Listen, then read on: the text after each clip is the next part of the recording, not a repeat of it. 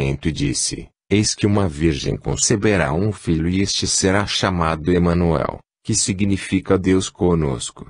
Meus amigos, hoje sou cristão. Perseverai nesta doutrina sagrada que abraçastes, sede espíritas, mas sede espíritas cristãos. De nada vos aproveitará o cristianismo, sem o espiritismo, porque ele é a verdade. Igualmente, de nada vos aproveitará o espiritismo se não for cristianismo. Sede espíritas. Sou espírita, fui judeu, mas sou espírita cristão. Deus vos guie. Para elucidar a comunicação, meu nome. Napigali. Em 23 de 12 de 1938. Natal de 1938. Filhos e irmãos, filhos do mesmo Deus, irmãos na mesma crença venho saudar, neste instante, o Asilo Espírita João Evangelista, na pessoa desta congregação que aqui se encontra, venho saudar-vos no dia do Natal do Divino Mestre. E o meu voto sincero é que esta data faça renascer em vós o sentimento da fé, se é que essa fé vai desmaiando, que não arrefeça esta chama, porque onde o amor de Deus existir com verdade, aí morará a salvação. Malgrado o pecado, que a todos cerca sob a forma de tentações mundanas, o egoísmo, que busca cercar a vontade do homem, a ambição desregrada, que não encontra limites se a disciplina moral não governa, apesar de todos esses defeitos e vícios, a fé poderá viver no coração do homem, e, então, se sobreporá a eles. Irmãos amados e amigos, tenha para vós a devida significação o dia que hoje comemorais, o Natal do Divino Mestre, o nosso Jesus. Ocupe ele o vosso pensamento, e que compreendais a razão de sua vinda ao mundo. Não aceiteis o Espiritismo sem o Cristo, porque ele é a base fundamental da fé, a pedra angular que serve de alicerce à verdadeira crença. Olhai para Jesus, tende vosso olhar espírito fito sobre ele, entregai-lhe as vossas mágoas, as vossas dores, confiai-lhe a saúde moral dos vossos espíritos, bem como a saúde material dos vossos corpos, e dizei, com fé, nesta hora, obedecendo a intuição clara que vos dou, Senhor, faça-se em mim segundo a tua santíssima vontade. E o mal se afastará de vós, a prova, por mais dura que seja, será amenizada, o sacrifício, por mais que vos fira a alma, terá o bálsamo suavizante da consolação do alto. Amai-vos uns aos outros. Venho repetir-vos estas palavras, no dia em que comemorais o Natal de Jesus, amai-vos uns aos outros. Não permitais que o sol se encubra nesta data gloriosa, em que se celebra o advento mais santo do mundo, qual o nascimento de Jesus, que as vossas consciências estejam perfeitamente livres de qualquer responsabilidade que venha ferir o mandamento sagrado do Divino Mestre. Amai-vos uns aos outros. Crianças, que me ouvis, vós sois a esperança da terra. Não somente vós, que aqui estáis, como as outras que se encontrarem lá fora. O vosso espírito está em ascensão. Não consintais em que ele seja manchado pela sombra do pecado. Sois inexperientes, é certo, não podeis, como criaturas humanas, ter a experiência dos adultos, que já viveram mais. Mas procurai acordar a potencialidade dos vossos espíritos, despertai as forças morais que convosco moram, e dai exemplos de virtude, e dai exemplos de saber, e dai exemplos de critério, tudo isso na medida da idade de cada um. Desobedecer, tornar-se indisciplinado, não compreender o que se exige a fé espírita, e não merecer viver debaixo do teto sagrado desta casa. Sede humildes, porque humilde foi Jesus, mas compreendei as grandes esperanças que há para vós, se tiverdes as vossas almas edificadas na verdadeira fé espírita. Homens, não fraquejeis, dai o testemunho da fé cristã. Mulheres, que a vossa vida seja um exemplo de virtudes, de força, que o vosso caráter não se manche nas impurezas mundanas, porque aquela que se torna colaboradora efetiva de um trabalho como este merece do céu toda a proteção, uma vez que cumpre o seu dever sem vacilar. Gostaria de vos ver todos reunidos nesta casa, seria para o meu espírito um grande contentamento, não sendo possível Deus que vos perdoe, talvez, a negligência, e permita que um dos seus mensageiros benditos vá tocar o íntimo dos vossos corações, fazendo-vos compreender que a data gloriosa do nascimento de Jesus deve reunir aqueles que são adeptos da fé cristã. Deus vos guie e proteja. João. Em 25 de 12 de 1938. Na data consagrada a João Evangelista. Meus muito amados irmãos, Deus vos conceda a sua santa paz.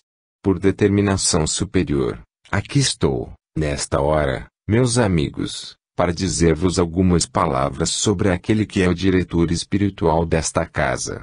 Aqui estou, no cumprimento desse dever, se bem que reconhecesse a minha incapacidade para o fazer, embora entendesse que outro caminho esclarecido e luminoso deveria ser o expoente das ideias que todos nós temos a respeito do preclaro discípulo do Divino Mestre. No entanto, a obediência à palavra do alto é ordem a que não se pode falhar. E aqui estou. Vós perdoareis a imperfeição da minha palavra e olhareis, tão somente para a intenção que ela revela. O discípulo amado de Jesus, aquele que, segundo o dizer de todos os outros, era o seu amigo predileto, João, viveu como o comum dos apóstolos.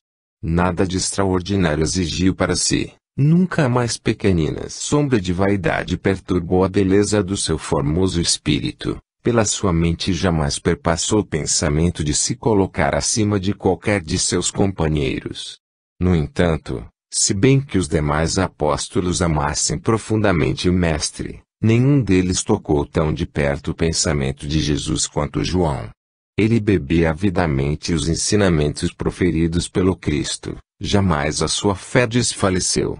Quando muitos outros se afastaram, receosos, de Jesus, João dele se aproximou, e, no alto da cruz, ao exalar o último suspiro de vida material na terra, Jesus, baixando os olhos, divisou ao pé da cruz a figura radiosa do seu discípulo amado. Maria Santíssima, com o coração lacerado de dores pelo sofrimento do seu bendito filho, encontrou alívio e conforto na amizade de João. E foi esse discípulo querido de Jesus quem a recebeu em seu próprio lar. Maria, daí em diante, era como uma segunda mãe para João. Ele a compreendia e lhe fazia todas as vontades, buscando adivinhar qualquer dos seus desejos. Ele se prontificava sempre a obedecer às suas ordens. E Maria Santíssima via no discípulo amado o reflexo da pessoa de Jesus, porque sabia que o seu bendito filho o havia distinguido sempre com profunda estima.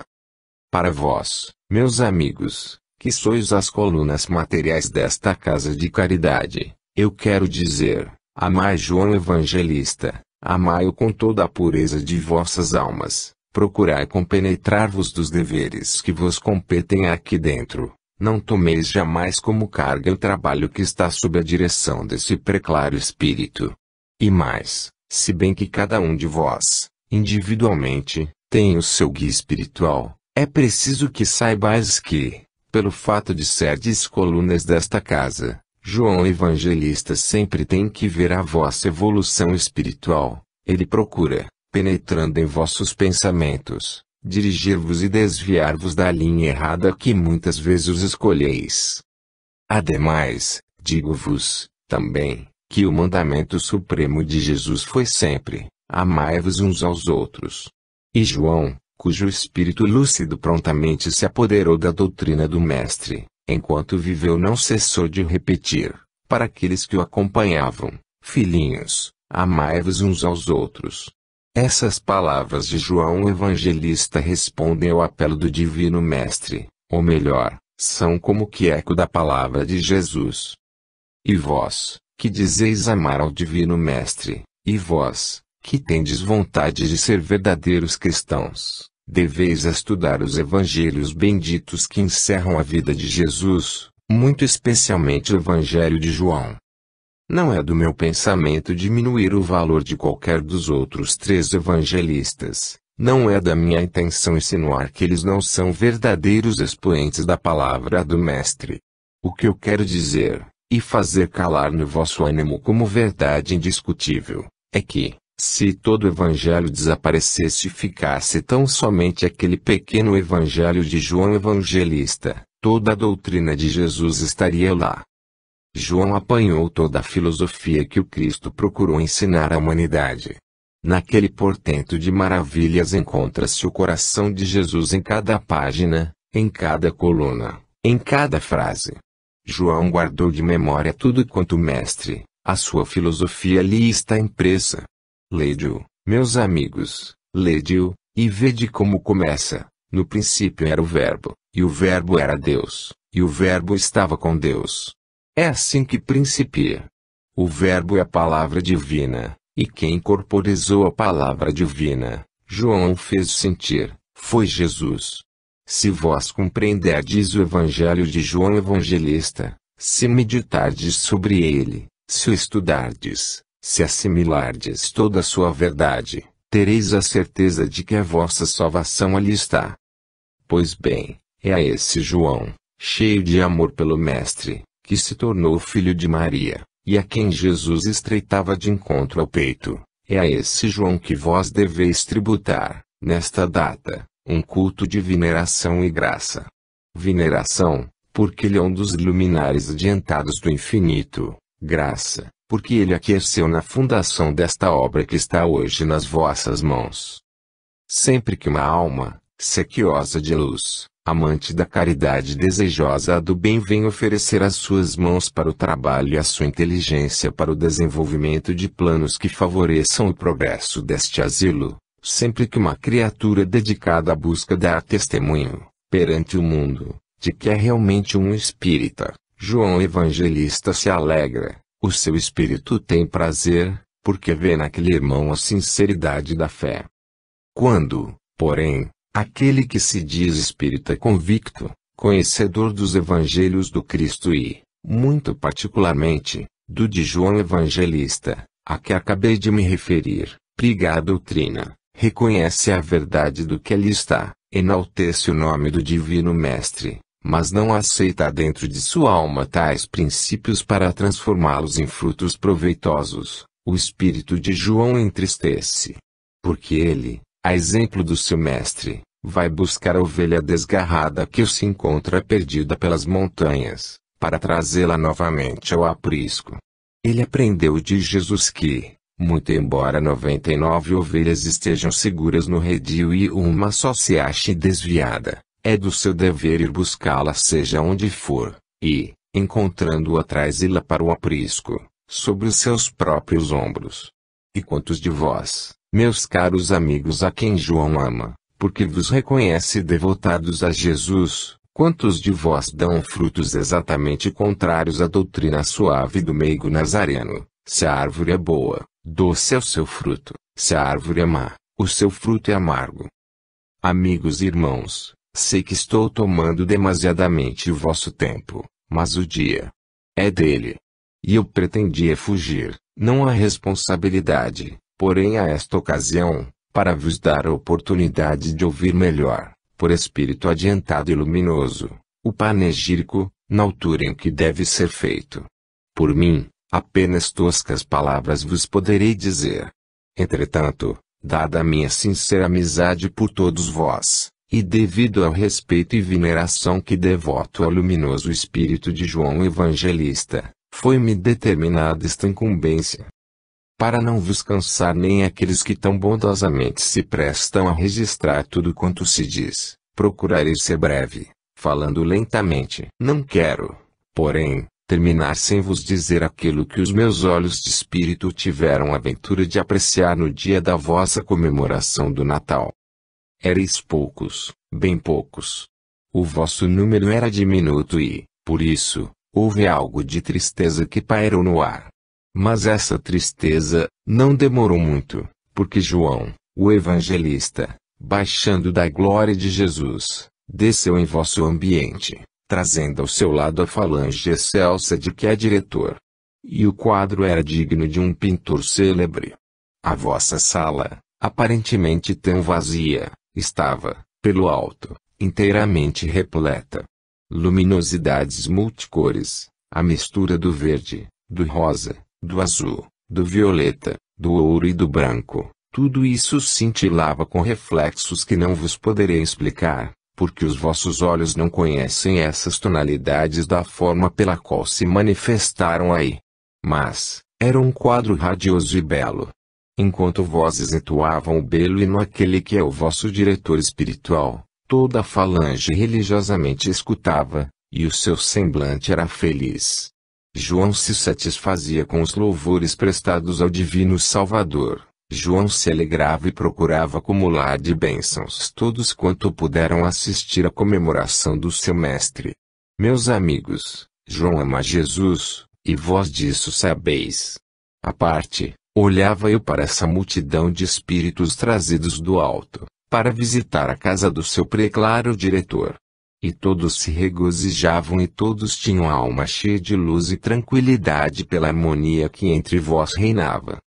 Pergunto, por que não pode ser sempre assim? Por que não pode o homem ser amigo do seu irmão? Por que não pode aprender o alto esses ensinamentos belos, que constituem os elos mais fortes da cadeia fraterna que Deus quer criar em todo o mundo?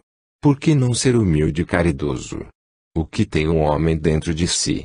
De que se pode vangloriar? O que representa ele sobre a terra?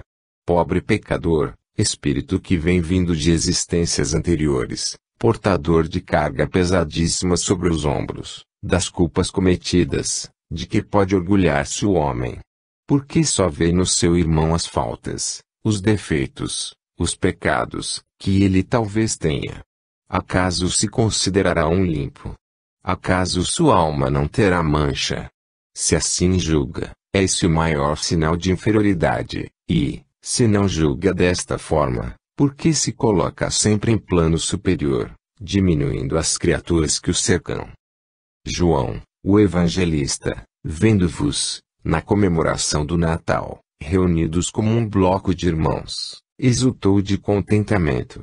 E eu sei que a sua prece ao Divino Mestre é que vos conserve com sentimentos caridosos uns para com os outros, a fim de que nunca sejais tidos em conta de espíritos falidos, para os quais a encarnação presente, não obstante todos os sacrifícios e dores, se torna inútil. Amigos e irmãos, permita Deus que a preleção tão sem valor que acabo de fazer, para solenizar de alguma forma 27 de dezembro, possa calar em vosso ânimo, incutindo-vos ideias generosas, que satisfaçam a João, a fim de que ele real nas vossas preces e as apresente a Jesus. Jesus é o caminho, a verdade e a vida. Ninguém vai ao Pai senão por ele. João vos aproximará do Divino Mestre. Amai a casa de João Evangelista, procurai o seu progresso, dai edificantes exemplos de virtude, para que possais ser apontados como verdadeiros espíritas, abri as vossas almas diante de Deus. Deixai que a luz que João nesta hora, pode espargir sobre todos vós penetre no âmago da vossa consciência, e isso vos beneficiará de tal modo, isso vos fará tanto bem, que, possivelmente, a dureza de vossas almas que se transformará em serenidade e paz. Meus amigos, vou terminar. Assaz tenho abusado da vossa paciência. Devo concluir, mas não o quero fazer sem vos pedir que concentreis todos os vossos pensamentos neste instante, para que a prece humilde e breve que vou elevar ao Criador de todos os mundos possa chegar até o seu trono altíssimo e receber o deferimento que humildemente espero. Que o vosso pensamento me acompanhe, para que possamos orar com proveito. Meu Pai, meu Deus, meu Senhor, ouve os meus rogos neste instante. Eu junto as necessidades espirituais dos teus filhos, as suas dores materiais, para apresentá-las a Jesus por intermédio de João, e Jesus as levará a ti, Pai Santo, para que tu derrames as tuas bênçãos sobre todos os necessitados da terra. E tu, João Evangelista, a quem veneramos e cultuamos nesta hora, derrama sobre os teus filhos toda a tua boa vontade, toda a tua inspiração, e permite que todos aqueles que aqui estão e os que não puderam vir, possam compreender a alta filosofia do teu evangelho e realizá-lo em seus lares, em sua vida social, em sua vida de relação, em toda a sua vida terrena. Que o amor de Jesus, implantado nos seus corações, faça neles uma reforma completa, de tal sorte que cada um possa dizer, com satisfação e verdade: sou cristão. Meu Pai e meu Deus, abençoa mais uma vez os teus filhos, e permite que eu possa declarar encerrada esta sessão em teu nome, em nome de Jesus e de João o Evangelista. Que assim seja. Ismael. Em 27/12/1938. Ordem e disciplina. Amigos e irmãos, desçam sobre vós as consolações que vêm do alto. Não estranheis, queridos irmãos e minhas irmãs, que sendo eu amiga desta casa, por vezes possa realizar palestras que interessam muito de perto ao governo do Asilo Espírita João Evangelista. Noto o interesse que todos vós tendes pelo seu progresso, pela sua evolução, pela sua ordem. Noto o vosso desgosto, porque algumas coisas não estão a vosso contento. E vejo que vós procurais um meio seguro para fazer com que tudo corra em ordem e caminhe bem. Escutando-vos, meus amigos, eu me lembrei de que, quem sabe, talvez pudesse auxiliar-vos um pouco. Em uma casa como esta, meus caros irmãos, a ordem e a disciplina são coisas primordiais. O asseio, o bem-estar geral, o carinho, são coisas igualmente necessárias. Nada disto, porém, exclui a firmeza de ordem e execução. O asilo se ressente neste ponto. Vós precisais guiar com mão segura, mas precisais, também, zelar pela execução dessas ordens. Que vale um comandante, digamos dentro do seu regimento, baixar as suas ordens, e não ser atendido? Por certo não será ele quem vai cumprir as determinações que ele próprio dá. Quando ele ordena, será para que outros cumpram. O princípio de disciplina tão bem firmado entre os militares faz com que uma corporação enorme se possa manter firme como um só homem.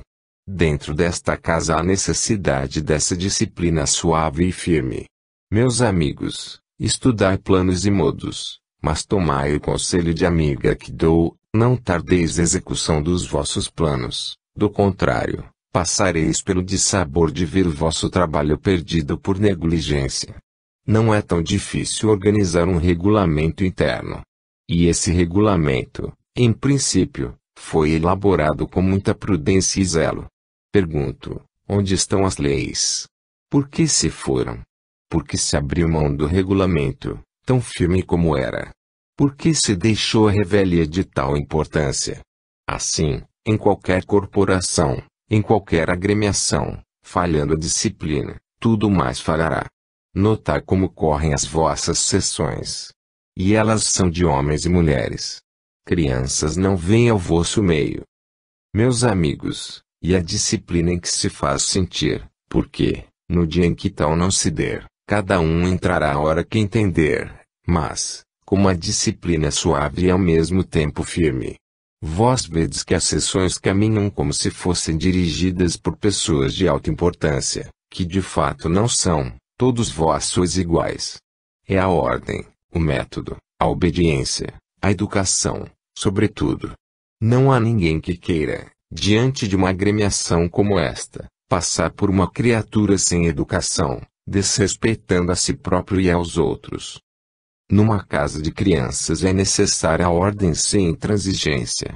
Assim pois, não vos assusteis, não há absolutamente nada fora dos eixos. É tão somente disposição para o trabalho, e planejar, na vossa primeira oportunidade de discutir juntos, meios e modos para que possais quanto antes corrigir tudo quanto parece indisciplinado.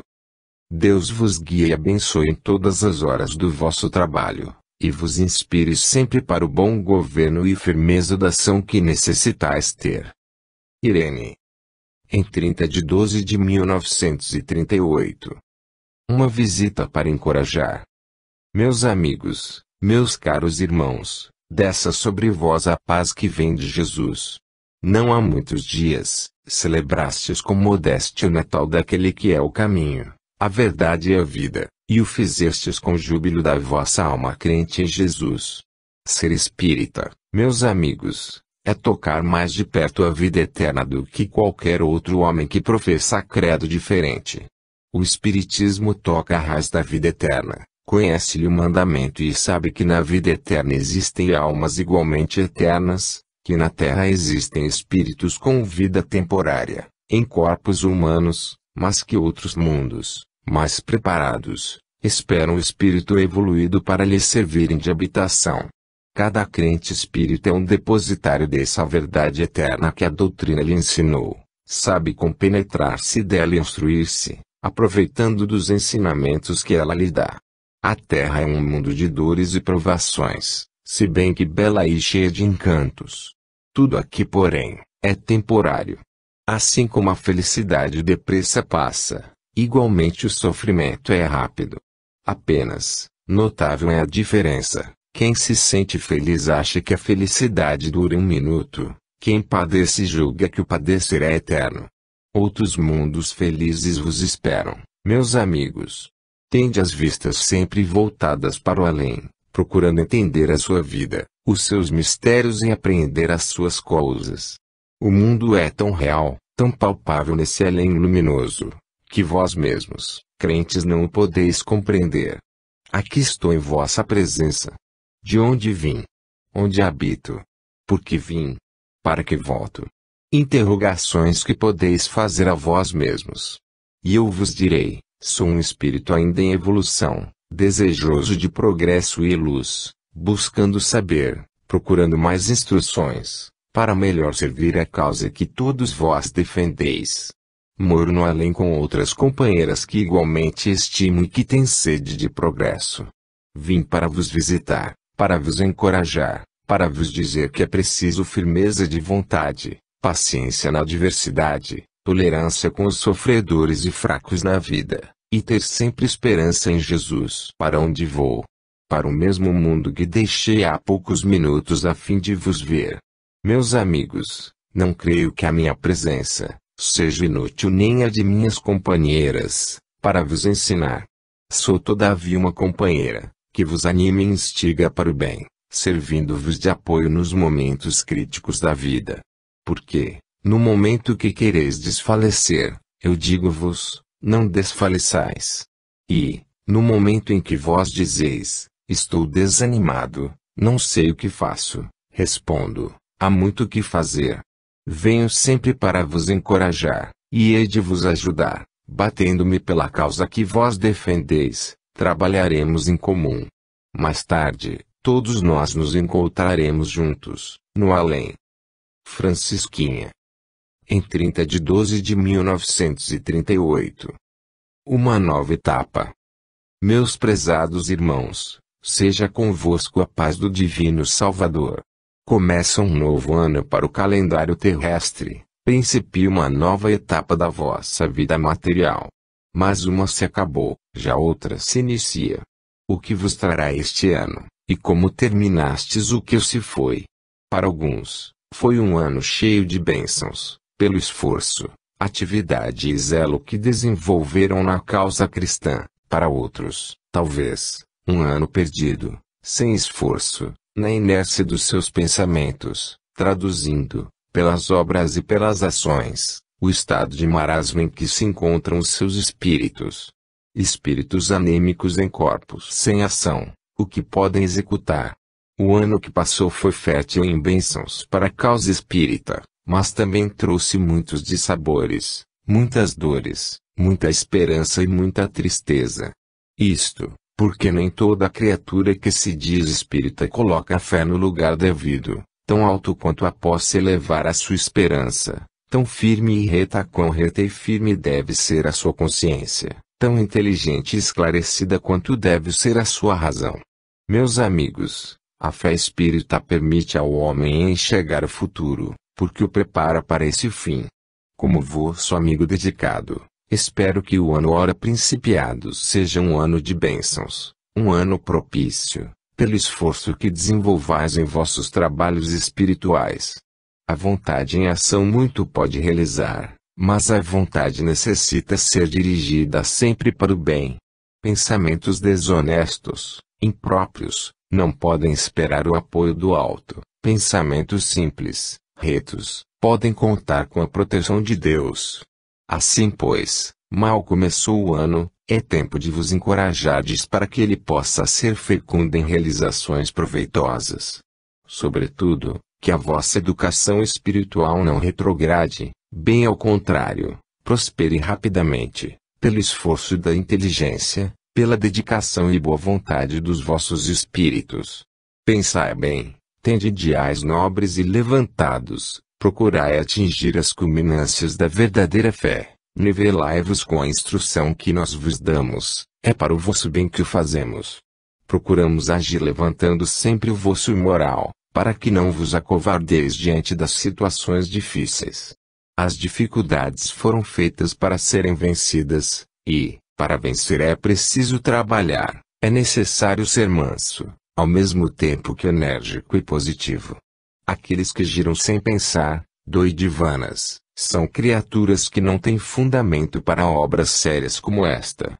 Vós necessitais firmar bem o vosso caráter no alicerce verdadeiro da fé, Jesus, o Cristo de Deus. Eu espero, e auguro que assim seja, que o ano ora começado para vós seja próspero, não somente para a vida material que atravessais, como, principal e especialmente, para o proveito e edificação das vossas almas. Lembrai-vos de que todo espírita necessita evoluir, vós precisais crescer em estatura moral, precisais ser homens de fato, homens de caráter, de brio, homens de vontade enérgica, pautando ao mesmo tempo todos os atos de humildade que caracterizam o verdadeiro cristianismo. Deus vos guarde, abençoe e proteja sempre, e que estas minhas palavras e os votos que hoje faço sejam uma realidade em breve tempo. Tiago. Em 3 de janeiro de 1939. Sobre as manifestações dos Espíritos. Amigos e irmãos, Deus vos abençoe. Vós falais do prazer que tendes em ouvir a palavra dos Espíritos vossos amados. Não vos esqueçais, porém, de que é igualmente grande nossa satisfação quando nos comunicamos convosco. Felizes os que sabem esperar, na terra, a palavra dos seus queridos que partiram para o além. Felizes aqueles que pacientemente recorrem à prece, implorando de Deus essa graça que tanto lhes apraz receber. Nós também alimentando o desejo contínuo de visitar aqueles que amamos, e, se não o fazemos constantemente, é porque isso não é determinado por nós. A lei da evolução dos espíritos é que rege esses fenômenos, para alguns sem importância, para nós de alta relevância. É essa a lei que indica quando, como e onde nos devemos manifestar, para a instrução dos homens. E até os espíritos que pouca cultura têm para transmitir ensinamentos aos seus irmãos são úteis nesse trabalho, porque eles contam as suas experiências, os seus dissabores, a consequência das suas quedas, a repercussão no além, do menor de seus gestos. Isso instrui e edifica, trazendo a experiência para aqueles que ainda estão enclausurados na carne. Entretanto, antes de nos comunicarmos com os terrenos, nossos amados, nós estamos em preparo para os guias espirituais, revendo as vidas passadas, buscando corrigir as nossas imperfeições, marcando, calculando, determinando os pontos fracos do nosso caráter. E só depois de feito esse resumo desfrutamos, como recompensa, a dita de poder baixar até o vosso meio, trazendo-vos as nossas notícias porque, já então temos o que contar. Eu recebi de Deus essas bênçãos, e as agradeço de todo o íntimo do meu ser. Tem-me sido facilitada a visita a diferentes pontos da terra. Não somente aqui, em vosso meio, onde me prende sentimento muito profundo o que me arrasta constantemente para vós, mas além, noutros pontos longínquos em terras que não conheceis, quantas vezes se encontra lá o meu dever. Assim sendo, corro a cumpri-lo, por obediência e com o máximo prazer. Foi-me determinado que vos desse hoje estas palavras de conforto e união, e sei por que o faço. Nada de desfalecimentos na carreira espiritual do vosso ser humano, nada de desânimo, coragem sempre. Os males físicos dependem muito dessa força moral, que os possa subjugar e dominar definitivamente. Os médicos, com a sua terapêutica bem orientada, muito podem fazer para o arcabouço físico, mas é também certo que o espírito, força primordial do homem, pode agir eficazmente no sentido de libertá-lo das moléstias. Portanto, não cortemos as asas nem as possibilidades dos nossos espíritos, deixemo-los agir com razão, com inteligência, com força. E vamos ser condescendentes conosco mesmos, não nos castigando excessivamente, como fazemos muitas vezes, privando-nos da convivência daqueles que nos amam, que esperam por nós, que sentem a nossa falta, subtraindo-nos a essa convivência familiar, que tanto encoraja a criatura, fortalecendo essas relações fraternas que Deus não quer que esfriem. Não castiguemos aos outros pela nossa ausência, nem a nós próprios, furtando-nos a esse prazer. Lembre-se os humanos de que também são espíritos, não são simplesmente carne, são almas, e que almas vibráteis eles têm. Façam, pois, vibrar as cordas de suas almas, no sentido de se conservarem sempre mansos e fiéis à sua crença.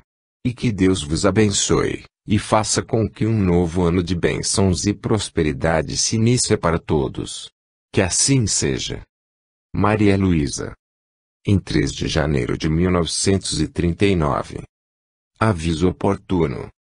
Amigos e irmãos, Deus vos salve.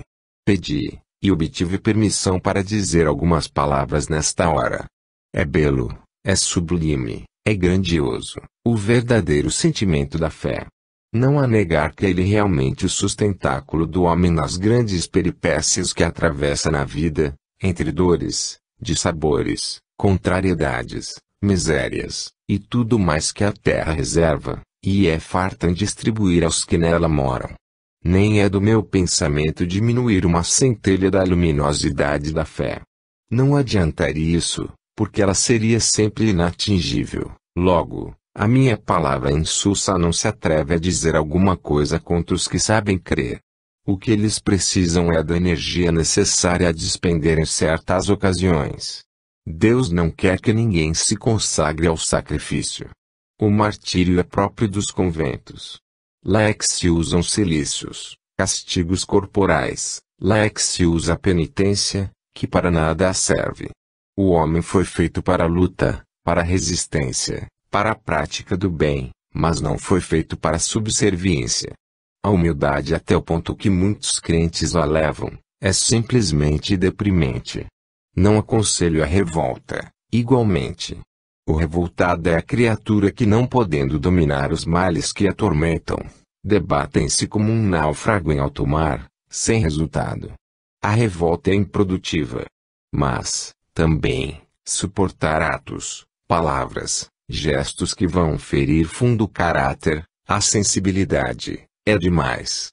Sei que não sou aplaudido neste meu conceito, porque alguns se baseiam na palavra do divino Cordeiro de Deus. Ao que te ferir numa face, apresenta outra. Sim, mas é preciso compreender o que significam estas palavras. Eu já busquei entendê-las. Elas não querem dizer que uma pessoa tenha vocação para vítima, suportando todos os impropérios partidos exatamente de onde não deveriam partir. Penso que espiritismo é a ciência, é a religião que levanta as almas, que as encoraja, que as prepara para a luta, que lhes ensina o caminho da eternidade, que condena a mentira, incute a verdade. Penso que espiritismo é pureza, é sentimento nobre, alevantado. Mas não posso pensar que o espiritismo seja baixeza, mesquinhez, diminuição de caráter. Devo parar. Muitas vezes a palavra me arrebata e, quando quero modificá-la, ela já partiu, e a palavra solta no ar. Ninguém mais pode segurar. Meus amigos, isto vem para vos dizer que o homem ou a mulher que se diz espírita, deve conter a sua palavra, deve medir os seus gestos, as suas ações, e lembrar-se de que de todos esses gestos, de todas essas ações, de todas essas palavras, há de prestar contas um dia. Não será, jamais, pela violência de linguagem que um homem ou uma mulher será vitorioso, mas, por meios pacíficos, elevados, nobres, enfim, pela pureza de costumes, de linguagem. De tempos a tempos eu tenho ímpetos de vos falar e muitas vezes sou obrigado a não fazer. Hoje, entendi que era preciso, para desafogo da alma, que a minha palavra se fizesse ouvir, como protesto enérgico à execução prática da doutrina que vós professais.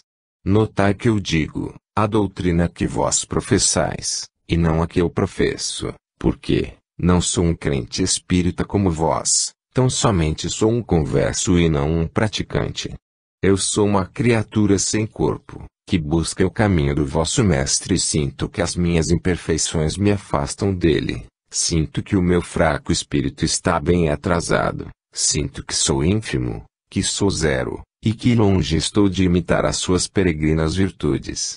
Mas, os crentes espíritas, as criaturas que resgatam pecados, e se dizem cristãos, e que fazem pior do que eu já fiz, é caso para pensar, para refletir, para estudar, para limpar o interior de toda essa imundícia e procurar realizar aquilo que a doutrina prega, abandonando o vício, o pecado, a injustiça, a maldade.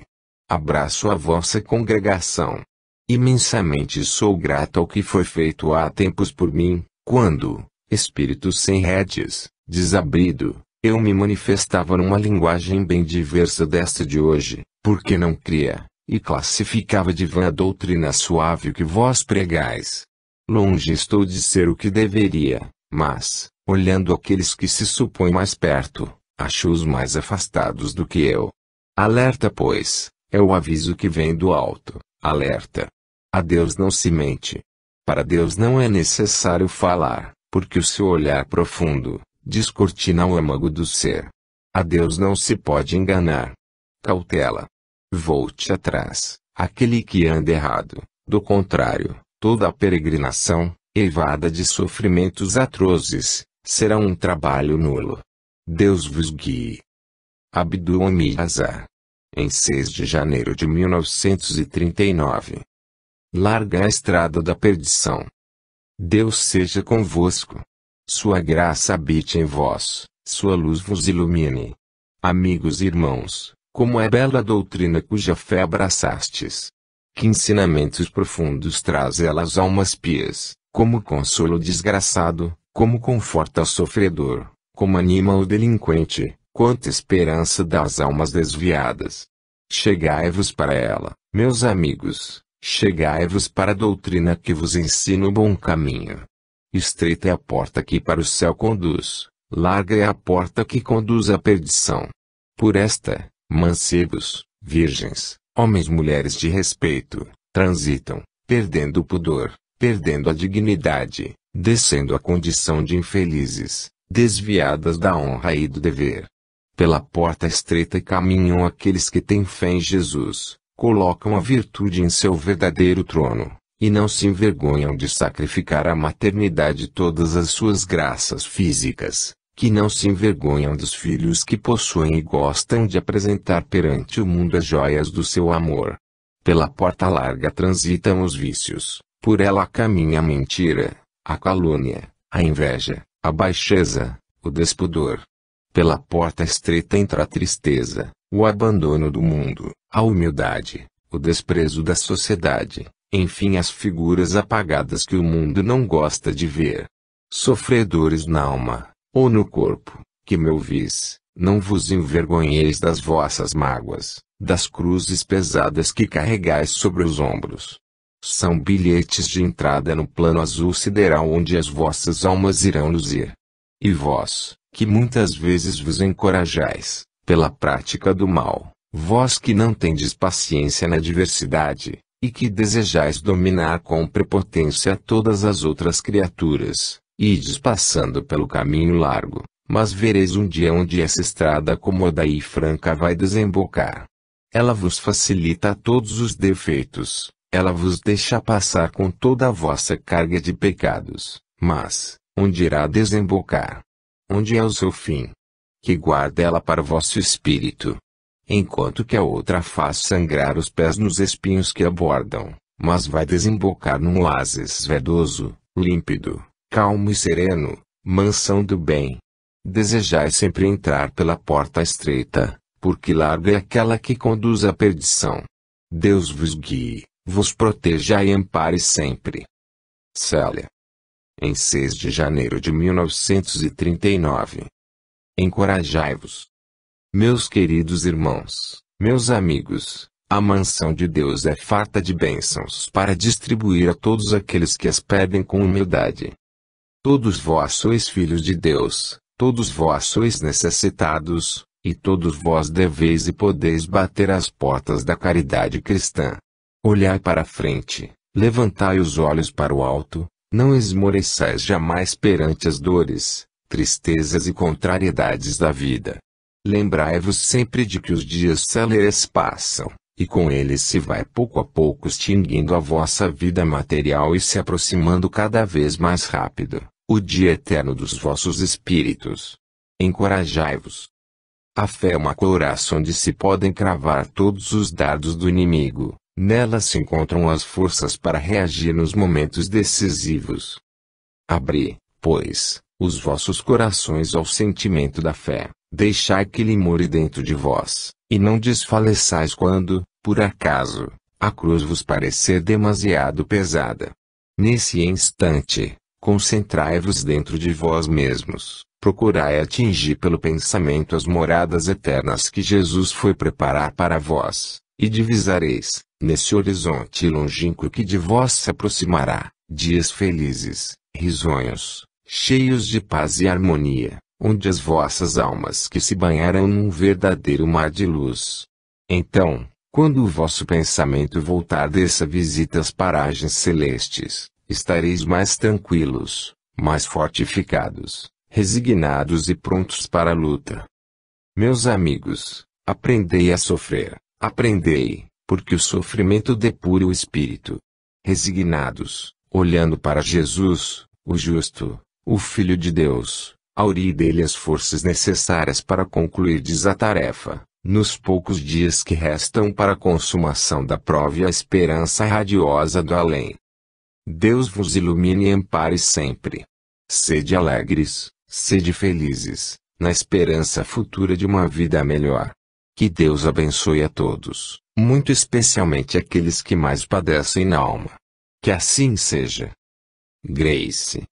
Em 10 de janeiro de 1939. Caridade improfícua.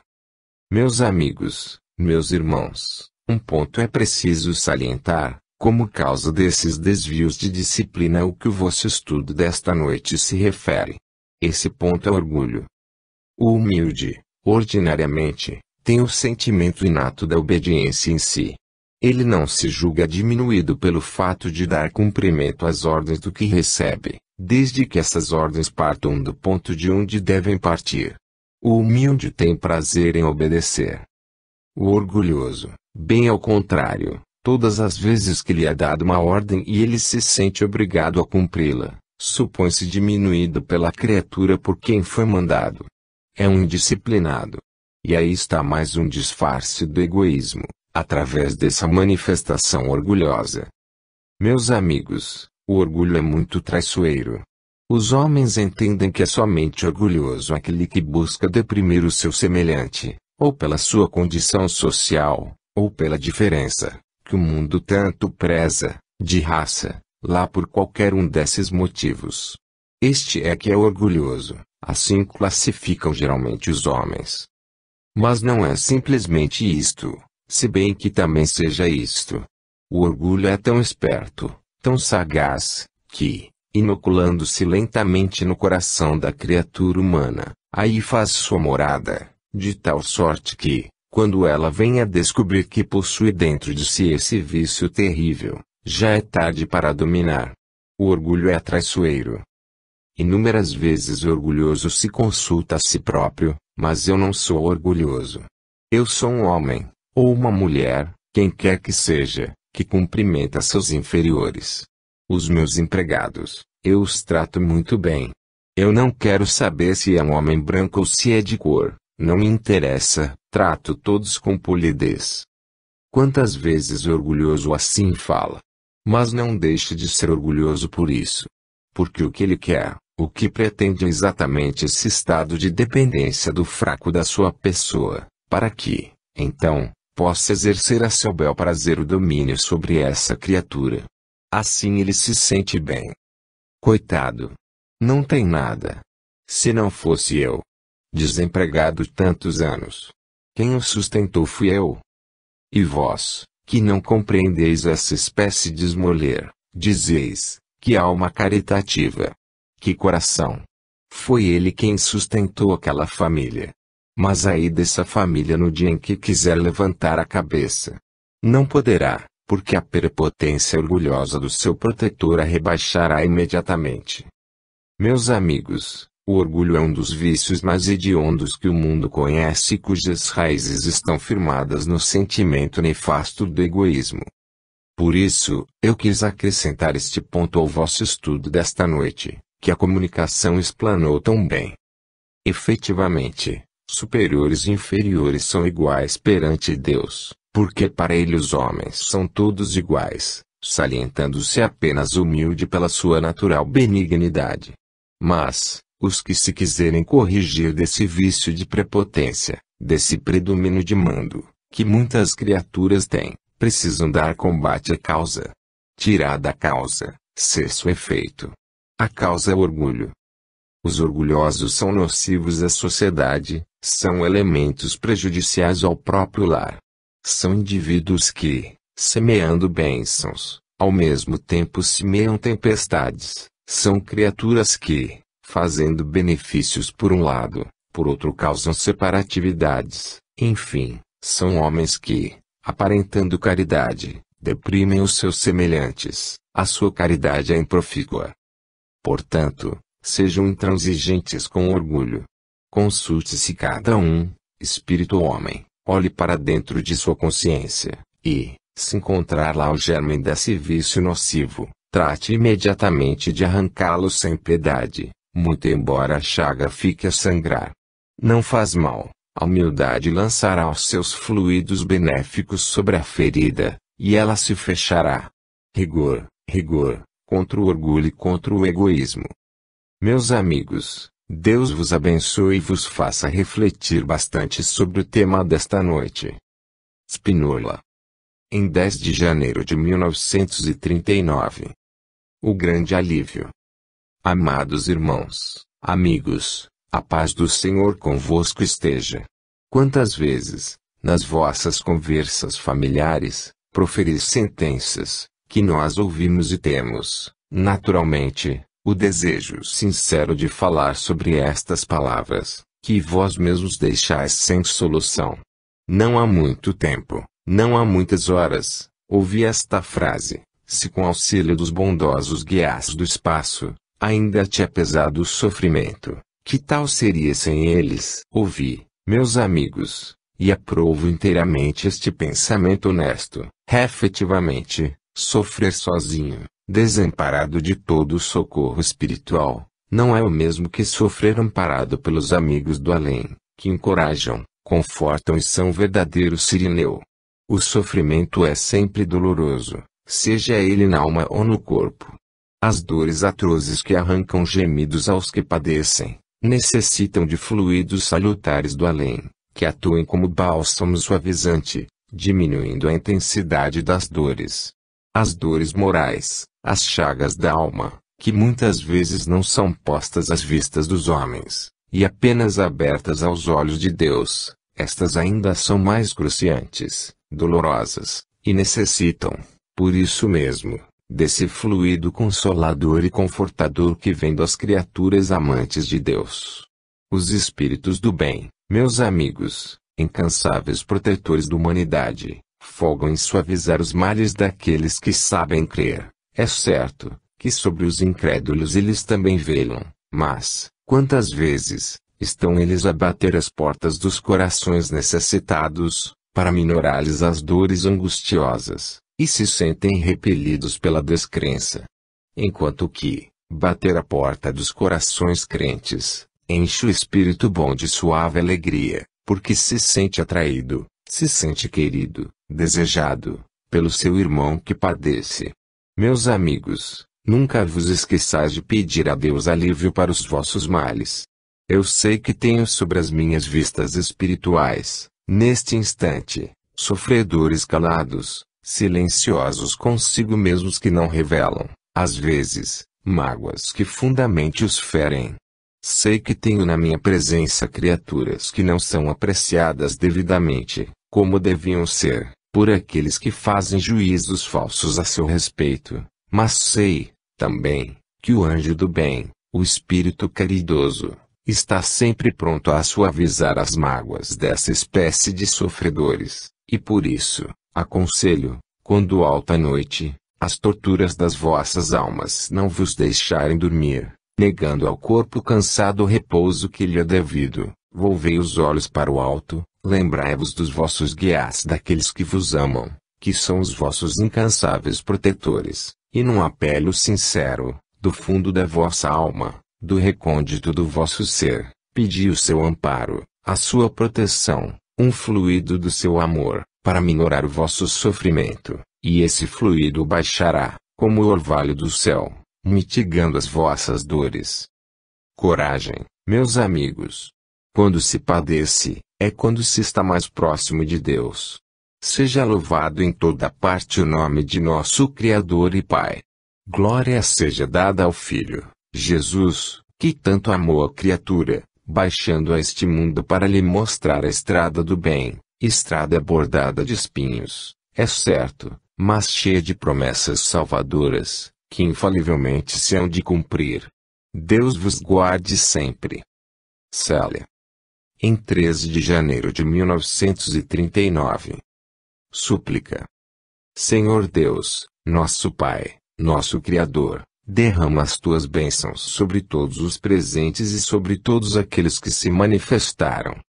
Senhor Deus, permite que a verdade eterna brilhe em todo o seu fulgor na alma dos que ainda não sabem crer, que eles compreendam que a vida transitória que se passa na terra é apenas um caminho para o além, caminho cheio de peripécias e dores para aqueles que não sabem crer, caminho cheio de bênçãos e caridade para aqueles que te amam. Senhor Deus, ampara os fracos, os sofredores cruciados em prova, os espíritos desencanados, faze-os compreenderem que são teus filhos e de ti dependem, que se resignem com as suas dores e melhorem a sua condição espiritual, que tenham paz e luz todos aqueles que te amam, que sejam confortados na verdade eterna, e que Jesus, o grande Mestre e Senhor, seja o guia de toda a cristandade, e que esta cristandade o ame, o venere e tenha gravado dentro da sua alma, o princípio básico do cristianismo, humildade. Paz e luz a todos os homens. Max. Em 13 de janeiro de 1939. O valor da fé. A paz de Jesus desça sobre vós. Meus amigos, meus irmãos, o sofrimento campeia na terra sob múltiplas formas, a dor instalou no planeta o seu tabernáculo. Há sofredores de toda espécie, padecentes da alma e sofredores do corpo. Almas agonizantes, pelas tristezas que o pecado lhes oferece, corpos enfraquecidos, pelas moléstias adquiridas nos desvios da mocidade. A terra é cheia de dores. Quando a doença penetra num lar, quando a desventura nele habita, quando a tristeza lança o seu sopro em qualquer habitação, até aquele instante feliz, a criatura estranha, sente uma comoção interna, que lhe amedronta o ânimo, imaginando, no seu pensamento doentio, mil coisas e mil causas aflitivas e dolorosas, que servem unicamente para pesar mais na balança dos sofrimentos. Meus amigos, em qualquer circunstância da vida, recolhei o vosso espírito em busca da fé, que nele deve estar escondida em qualquer cantinho oculto, lá a encontrareis.